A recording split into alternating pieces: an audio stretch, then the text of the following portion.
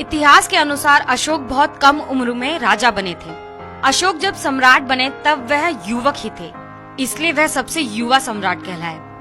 अशोक के साम्राज्य की मुख्य राजधानी पाटलिपुत्र और प्रांतीय राजधानी तक्षशिला और उज्जैन थी। सम्राट अशोक अपने पूरे जीवन में एक भी युद्ध नहीं हारे। 260 ईसा पूर्व में कलिंग में भीषण युद्ध में हुए रक्तपात ने अशोक का हृदय परिवर्तित कर दिया और उन्हें बौद्ध धर्म का अनुयायी बना दिया। उनके ही समय में तक्षशिला, नालंदा, विक्रमशिला, गांधार जैसे 23 विश्वविद्यालयों की स्थापना की गई। इन विश्वविद्यालयों में विदेशों से भी छात्र शिक्षा पाने के लिए भारत आया करते थे। चक्रवर्ती अशोक विश्व प्रसिद्ध एवं शक्तिशाली भारतीय मौर्य राजवंश के महान सम्राट थे।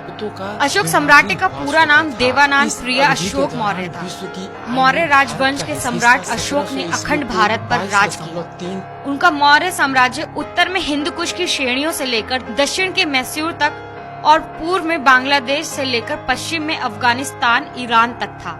सम्राट अशोक का साम्राज्य आज का लगभग संपूर्ण भारत, पाकिस्तान, अफगानिस्तान, नेपाल, बांग्लादेश, भूटान, म्यांमार के अधिकांश भूभाग पर था। यह विशाल साम्राज्य उस समय से लेकर आज तक का सबसे बड़ा भारतीय साम्राज्य रहा है। चक्रवर्ती सम्राट अशोक विश्व के सभी महान एवं शक्तिशाली सम्राटों एवं राजाओं की लिस्ट में हमेशा शीर्ष स्थान पर ही रहे हैं।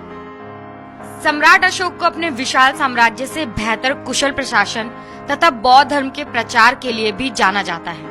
सम्राट अशोक ने संपूर्ण एशिया में तथा अन्य आज के सभी महाद्वीपों में भी बौद्ध धर्म का प्रचार किया। सम्राट अशोक के बनवाए स्तंभ एवं शिलालेख आज भी भारत के अनेक स्थानों पर दिखाई देते हैं। इसलिए उनकी ऐतिहासिक जानकारी सम्राट अशोक प्रेम, सहिष्णुता, सत्य एवं अहिंसा के सच्चे समर्थक थे। इसलिए उनका नाम इतिहास के महान परोपकारी सम्राट के रूप में दर्ज हो चुका है। अर्थशास्त्रियों की माने तो सम्राट अशोक के शासन के दौरान भारत की अर्थव्यवस्था बहुत मजबूत थी। पूरी दुनिया की अर्थव्यवस्था में भारत की अर्थव्यवस्था की 35% की भागीदारी थी। जातिवाद। सम्राट अशोक के सुशासन और उनकी ऊंची सोच के चलते उनके शासनकाल में जातिवाद जैसी कोई प्रथा नहीं थी। अशोक के शिलालेख।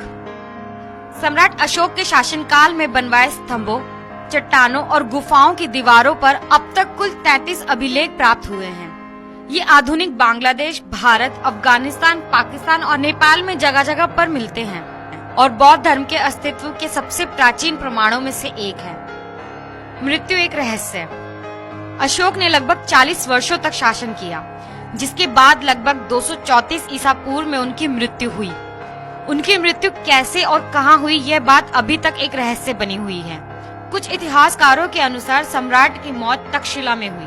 वहीं कुछ का कहना है कि सम्राट अशोक ने पाटलिपुत्र में अपनी अंतिम सांसें ली थी। उनके पुत्र महेंद्र तथा पुत्री संघमित्रा ने बौद्ध धर्म के प्रचार में महत्वपूर्ण योगदान दिया।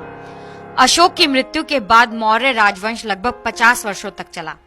Bureau report, national Dastak.